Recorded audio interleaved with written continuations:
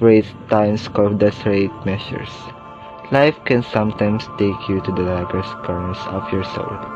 My name is Anthony, and this is the story of how desperation led me down a path I never thought I would traverse. It started innocently enough, just like any other difficult chapter in life. Mounting bills, an insurmountable debt, dreaming slipping through my fingers like sand. I found myself trapped in an endless cycle of financial desperation.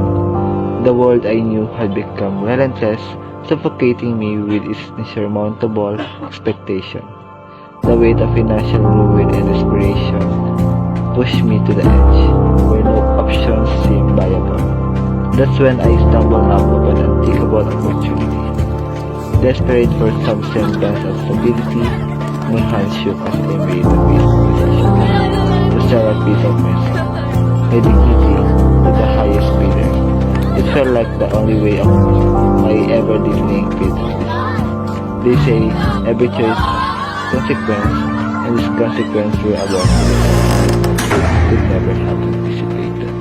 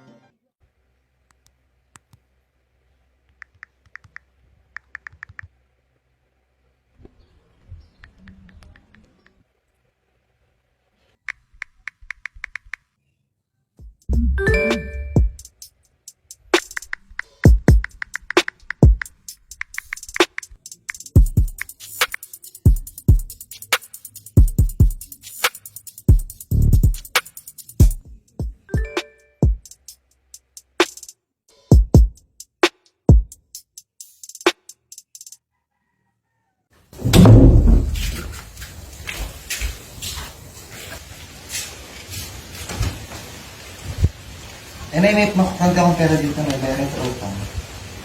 Saka nabayaran ko na rin po pala mga bearing ko sa school.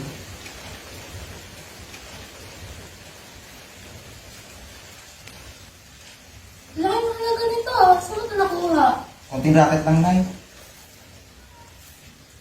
Bakit ba talaga?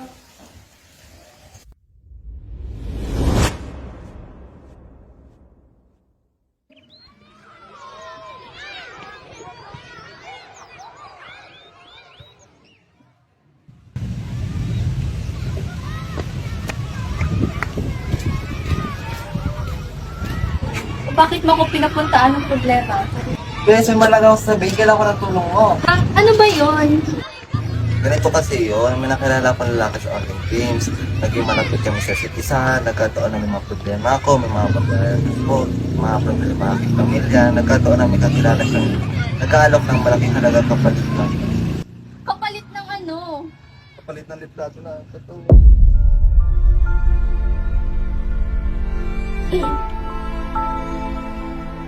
Best kailangan ko ng tulong.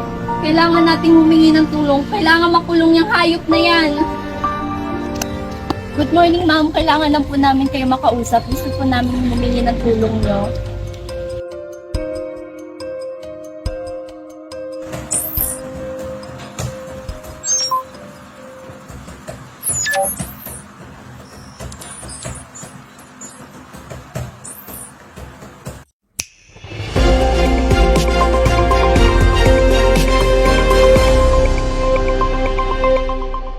Good evening, Kanayon. I am Via Gabayno and you are watching MIL Balita.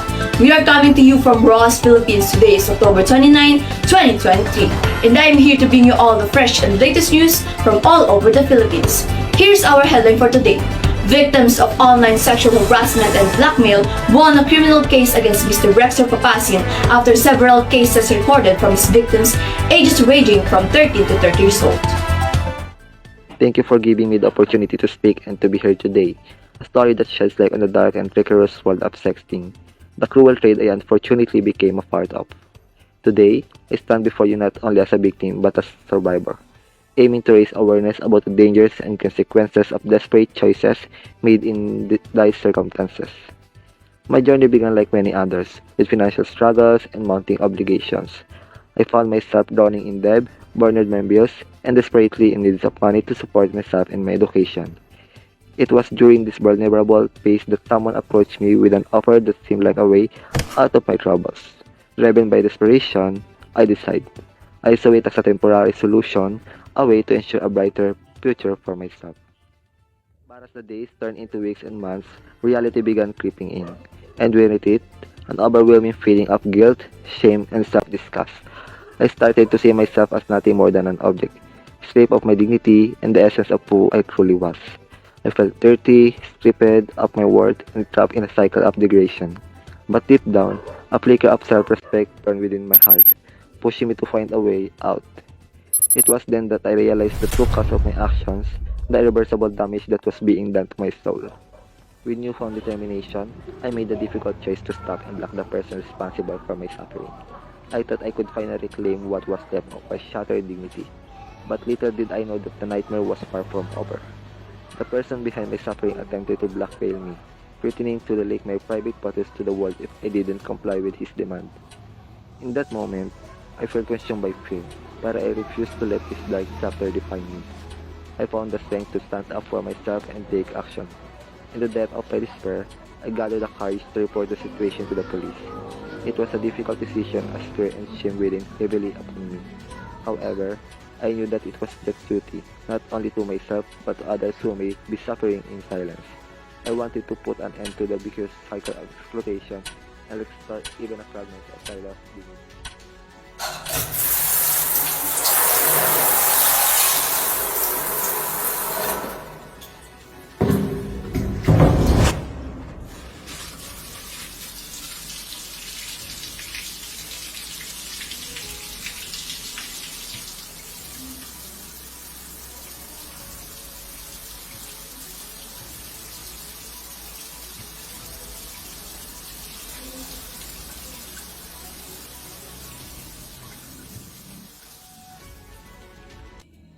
Yes po.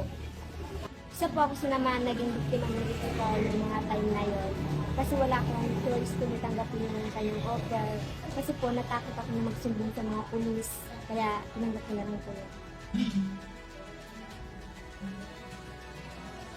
Yung nga kaibigan ko, una po pinapagawa niya sa akin is pinapasin niya po ako ng litrato ng katawan ko. Tapos po, isang picture po nun is nakakalaga po ng 10. Kaya yun po, nakakabili po ako ng discretion.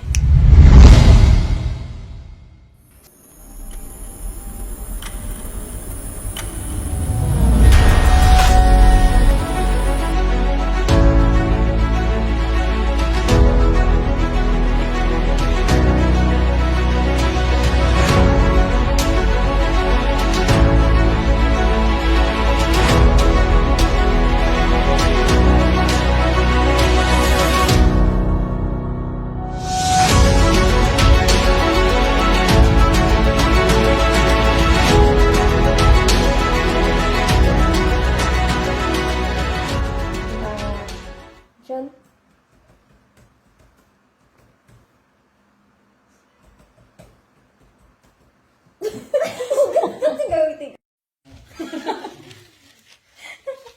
Camera action.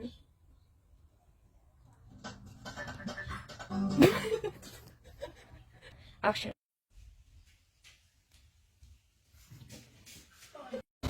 Bakit mo ako pinapunta? Anong problema? Mahalagang sasabihin, kailangan ng tulong ko. Ano ba yun? Parehas kita talaga yung palo na ako.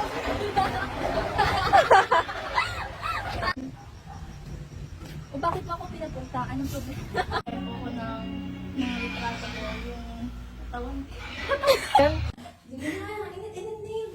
Lights, camera, action.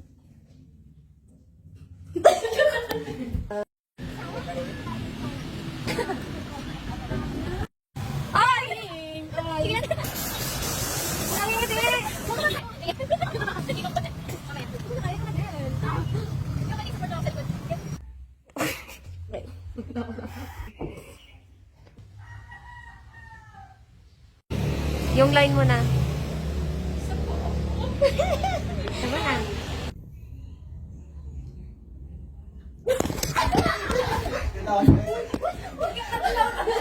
Uy, wag kayo magtawa. May narinig ako. Nagkatawa naman muna. Wala. Hindi narinig ko. Kasi totoo ako sa gamura sa labas. Tapos ako tagdag.